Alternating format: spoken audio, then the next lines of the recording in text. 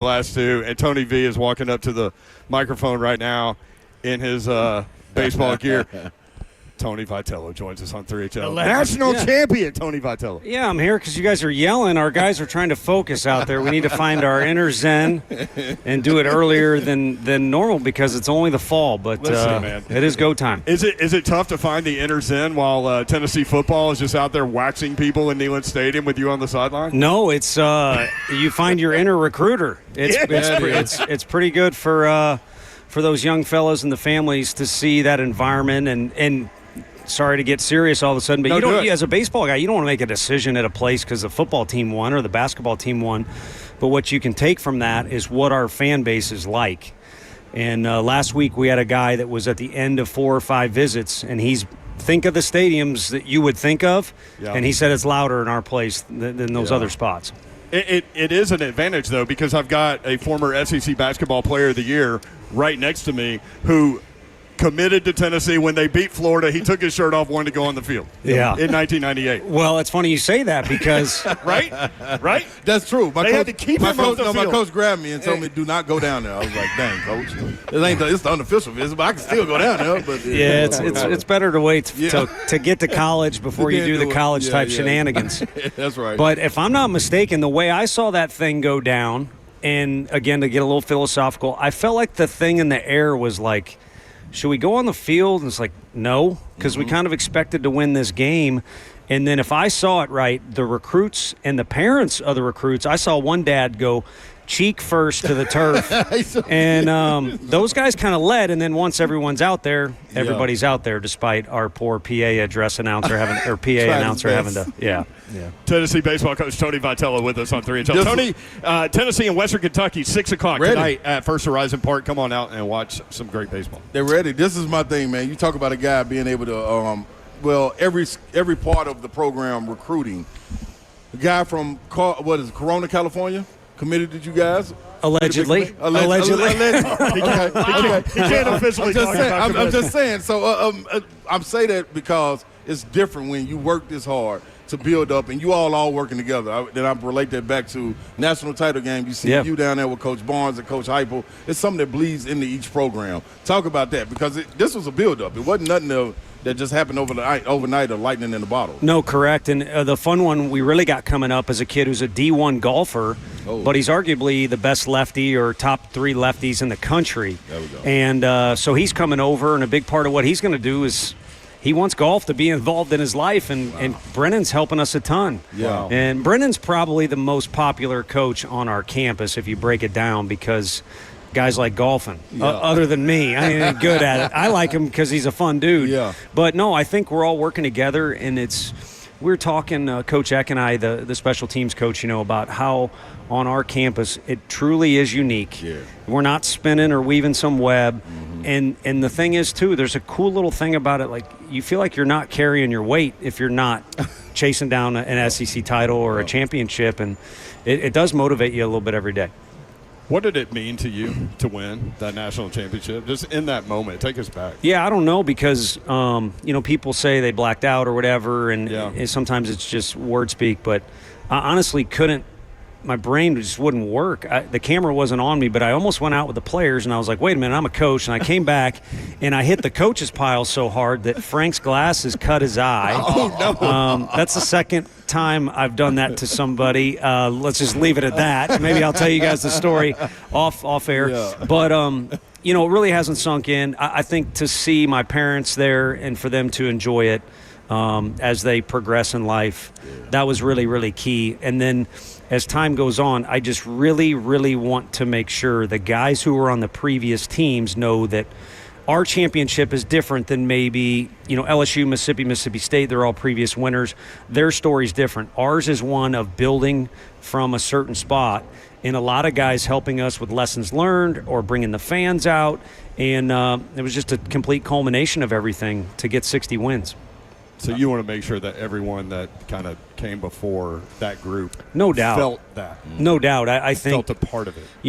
19 making a regional for the first time, the guys didn't know what to do. They literally freaked out at the regional. You got to know what it looks like. And then 20 fueled our program so much because we felt like we had a hidden gem there with a guy like Crochet as our Friday guy and a really talented team.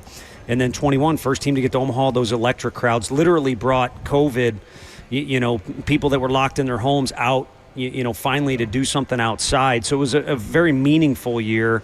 And then 22, just being insane. And we got to a point where in 2018, we didn't think we even belonged in the SEC, to where in 22, almost as a detriment, those kids didn't think it was possible for them to lose, which, as you know, as an athlete is a good mindset, but you also got to respect the situation. Yeah. And then 23, navigating through some tough waters early on and making it to Omaha, all those lessons kind of, led into being the playbook for last year's team. Got a lot going on up there with Lindsey Nelson. You've been on the field in Neyland, and your voice, it carries. Even though it may be something to the speakers, I want to know, when Lindsey Nelson taking place, all the renovations and things, will you be pumping artificial noise into the because I'm going to do my part. No. I'm just saying I'm going to do my part. Yeah, but will the speakers do their part? So it's funny you say that. So even if people want to, accuse of whatever, as they say, hating's free promotion. Absolutely. Free promotion. So, but even if we wanted to, I'm sitting there talking with the sound people on the field at Neyland, and he said, our speakers are bad at football compared to what you're going to get at baseball. He said it's going to be electric. So he went into all the technology, and it went way over my head. He had me at the sound is going to be incredible, and they're going to be the best speakers on campus. So maybe we will pump some noise in, or at the very least we'll be rocking out. It's already like a rock concert in that stadium anyway. Defending national champion baseball coach Tony Vitello with the Tennessee Vols here in Nashville against Western Kentucky tonight at 6 o'clock, First Horizon Park. How has the message changed in terms of recruiting, number one class? You've got transfers in that are going to help you. How has the message changed? I think part of it is now having to say we're going to stay true to our roots. Like we've kind of organically, a lot of teams try and choreograph stuff, and I think we've been blessed to organically kind of build a brand, and our fan base is still growing but kind of has a flavor to it, and we want to stay true to that. But now it's a contest of how good can we get. Now the one major difference in recruiting people is because of Danny, because of the chancellor, because of Randy Boyd, our program, if you go equipment, food, staff resources, stadium, we are the most invested in college baseball in the country, which is dumb for me to say because now if we lose tonight, someone might be looking for a replacement, but oh well. Coach, you reached the pinnacle last year, man, and you just talked about how you knocked at the door for years and years and years. What do you think got you over the hump to win that thing, and everything came together at once? What was it that took you guys to the top? I think it was balance, and that's a real easy and also kind of cheesy to rhyme answer, but it was really good balance of, it was a wild bunch, but they kept it under control. They were mature. You had guys like Dreiling that are super competitive, yet in the moment before the walk-off against Florida State, he's joking.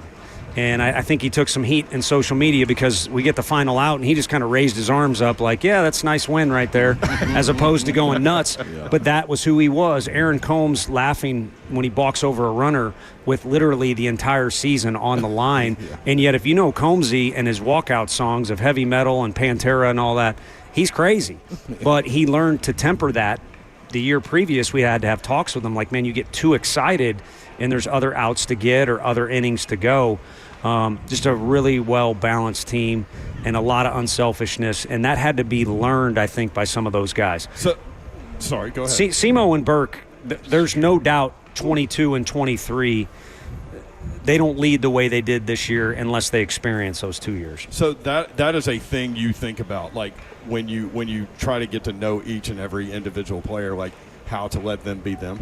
Yeah, I think so. The freedom in that? I think it starts in recruiting. That's why we're all heavily involved when we decide on a guy, getting to know them, getting to know the family. And we don't see it as like what buttons to push, just like who is this guy and what's the best version of him, because we're getting paid to bring that out of them. And it does take two to tango. They got to meet us in the middle, but we recognize like a guy that maybe is a little too uptight, or sometimes a guy that's too loose, or a guy that just needs discipline because he's got a great skill set. And then it's up to us to help guide them. But the way we coach is, man, I'm not saying Coach Barnes is a dictator, man. He's so good at those kids off the court, but he is a drill sergeant in practice. It's fun to see. We are a little bit more of, hey, we want to treat you like a pro, so act like a pro. And then there's a back and forth, and we really are just kind of a support system for our guys, because baseball is really quirky. It's not line up in this spot or on defense for basketball. You have to. This is your responsibility. It's a little bit more chaos with our sport. I know you spend a lot of time in Nashville. You got some favorite places you like to frequent?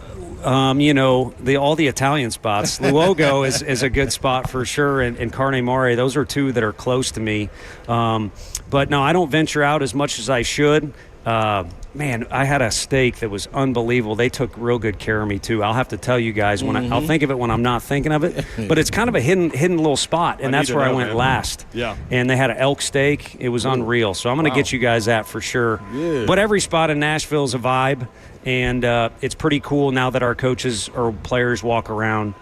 You're pretty well recognized in a big city, not just Knoxville, which plays like a college town. Right. Tony Vitello, Tennessee baseball coach. Hey, man, we really appreciate you taking the You time bet. to Free pop up advertisement coming for that steakhouse when I tell you guys about here. it. We need it, man. Yeah, We need it. I appreciate you All right, guys. there he is, Appreciate Tony it, Coach. Vitello, national championship winning coach for the Tennessee Volunteers, taking on Western Kentucky tonight at First Horizon Park. We'll be right back. 3HL 104.5 The Zone.